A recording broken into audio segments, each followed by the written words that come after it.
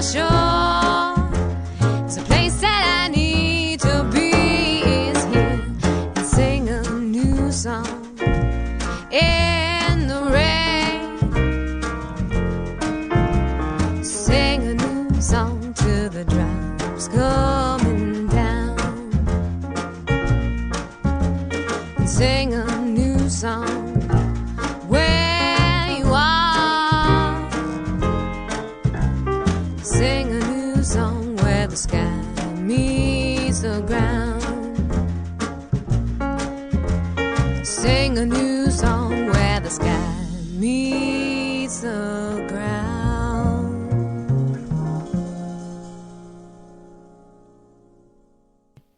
Regresamos a Radio Ecléctica.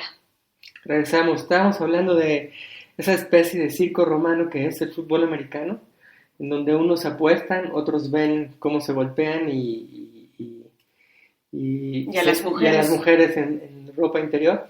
Y bueno, hay quien gana mucho dinero, hay quien no gana nada de dinero de eso, hay quien disfruta, hay quien padece y hay toda una industria en torno a eso. Pero creo que nosotros como no miembros de esa sociedad podemos tener la suficiente distancia para ver esas cosas en perspectiva e intentar entender a este país tan peculiar que es los Estados Unidos, ¿no? Hemos visto, la historia nos ha enseñado que todos los imperios, los más poderosos imperios han tenido su último día. Quizás también Estados Unidos como imperio también tenga los días contados, no sería extraño. Y también que surgiera un imperio posteriormente, pero siempre será recordado este imperio por ese tipo de cosas. Y yo creo que en nuestras memorias tenemos que empezar a incluir el recuerdo de este país que todavía está pues vivito y coleando y cómo son ellos, cómo es su cultura tan interesante y tan diversa. Sí, y cuánta de esa cultura nos pertenece. Ahora, en Estados Unidos realmente hubo un exterminio de las poblaciones indígenas. Sí. Y ahora los indios que hay tienen sus reservas. Sí, tienen sus reservas y también tienen sus reservas en cuanto al fútbol americano, porque tienen mucho que ver con ellos también. Hay, a propósito de esta nota reciente, la relativa a las porristas, pero hay un acontecimiento un poco anterior, quizás unos años, y tiene que ver con los nativos americanos, como ellos prefieren ser llamados, ¿no? Los originales americanos de ese país y del continente en realidad. Y ellos están cuestionando al equipo de los Pieles Rojas de Washington, a los Redskins, que tienen cuyo logotipo pues es el perfil de un nativo americano con plumas y se le ve ligeramente un atavío, ¿no? Un tocado de plumas. Y ellos definitivamente se sienten agraviados, tanto por el logotipo como por el nombre. Y pues aquí ya toca otras fibras, no tiene que ver con el sexismo o con el racismo o con la discriminación laboral, sino con otro tipo de relaciones también asimétricas que es la población blanca, incluso otros miembros de otros círculos sociales frente a los nativos americanos.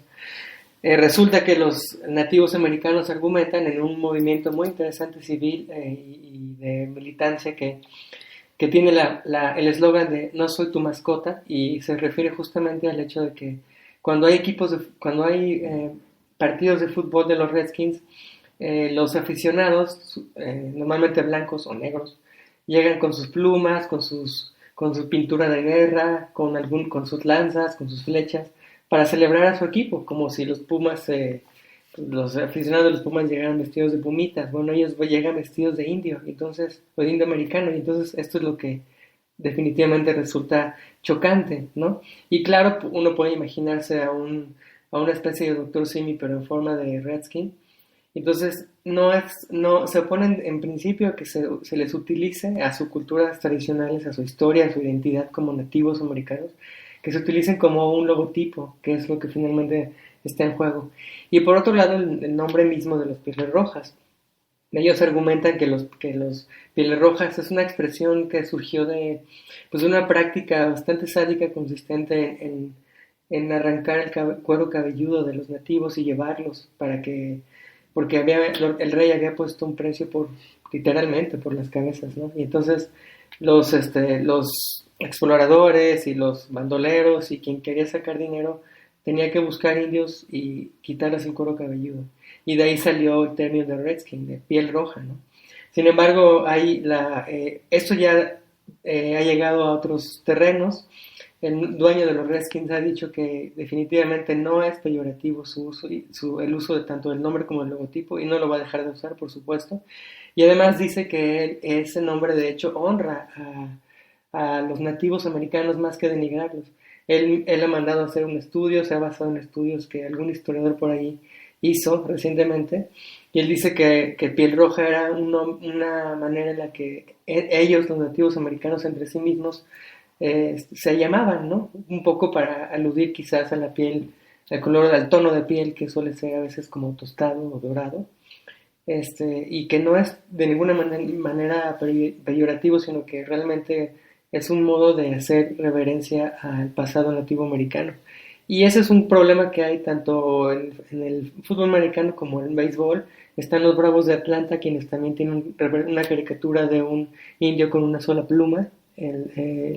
Son los Bravos de Atlanta, o creo que son los Jefes de Kansas City tienen también una hacha de guerra como su logotipo, y también es una referencia clarísima a la cultura nativa americana, y también está en disputa ese junto con otros equipos que también tienen indios americanos en sus logotipos.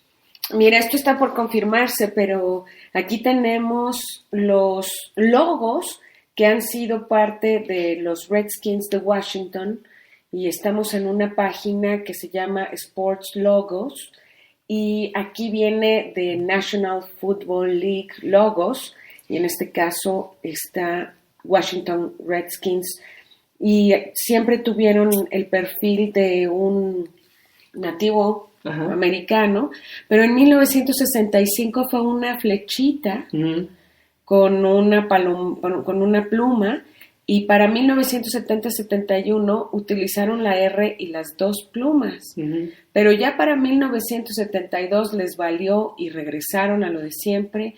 En cierto momento lo voltearon, en vez de que estuviera el perfil hacia la derecha, lo voltearon hacia la izquierda, y luego lo volvieron a voltear hacia la derecha y ya lo dejaron ahí. Así ha pasado con este logotipo. Sí, pero bueno, hasta muy recientemente ha habido una postura política de diversos grupos activistas nativos americanos que no solamente incluyen a los directamente involucrados. Esto recorre todo el país. Hay una de las líderes de este movimiento está al norte de Estados Unidos. Ella es una indígena Dakota, y ella junto con indígenas de todo Estados Unidos se están congregando por una causa común, que es la de recuperar la dignidad o empezar a remontar esto. Y ellos han considerado que el modo de empezar es a través de la eliminación de las mascotas de fútbol americano, y en general de su imagen como una mascota, como algo que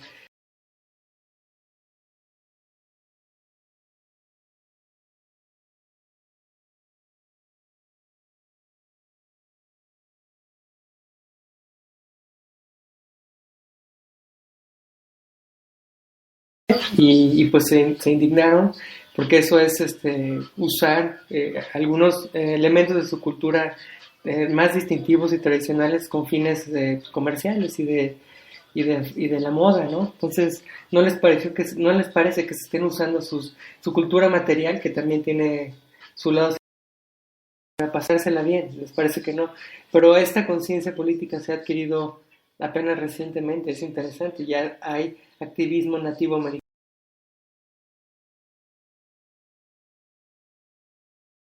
un fenómeno cultural que nos permite entrar casi que por la puerta grande a entender la cultura estadounidense.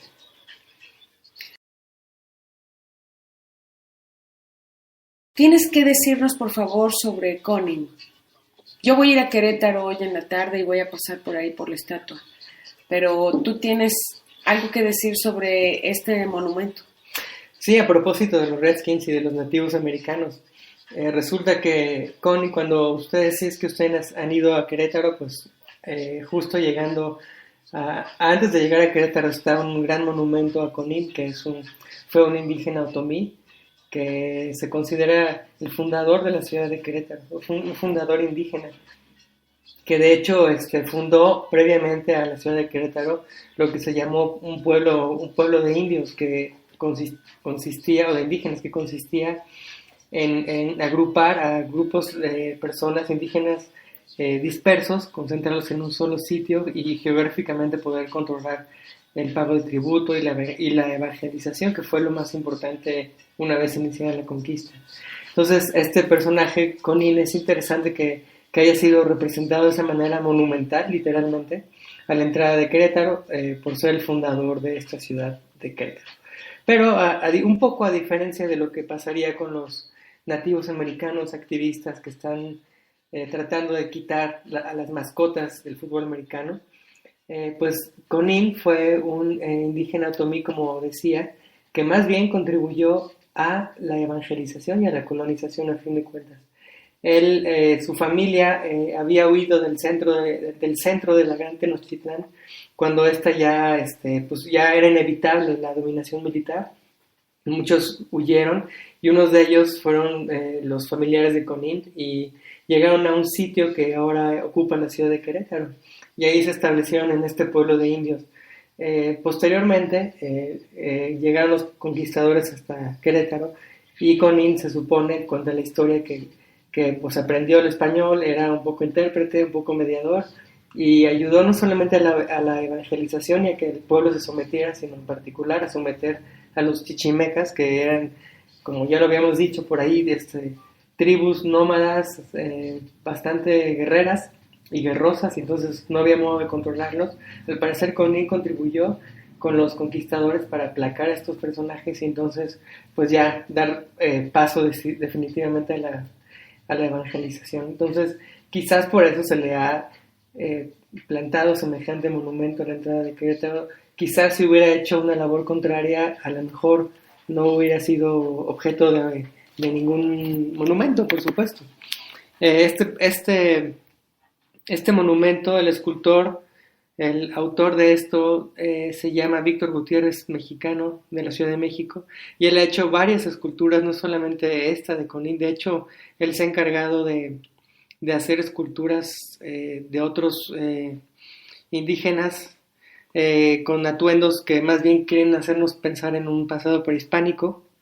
Y bueno, él se ha encargado de hacer varias de estas y vale la pena ver cómo los representa, qué tipo de rostro, de gesto, de postura corporal. Conin por lo pronto está parado pues con los brazos tirados hacia sus costados, un poco en situación de descanso, sus piernas, y viendo hacia lo que hoy es la Ciudad de México, dando las espaldas a la ciudad de Querétaro, y el pedestal que decidió ponerle este escultor pues es una especie de pirámide y el nombre en grandes letras de Conin. Entonces sería interesante saber por qué, cuando lo sepamos lo decimos, por qué el gobernador o quien haya sido en 1985 ordenó o decidió que habría que poner a un indio ahí enfrente. Y bueno, este personaje es interesante, cuando pases por él, ahí me dices. Claro, me voy a acordar de tu historia. Perfecto. Gracias por habernos contado sobre Conin. Ya prácticamente hemos terminado el programa, nos quedan unos segundos. Nos vemos para la próxima emisión. Hasta luego. Vamos a volver a poner a Elisa Lim, ya saben, de aquí a que se nos termine el tiempo. Bye. Adiós.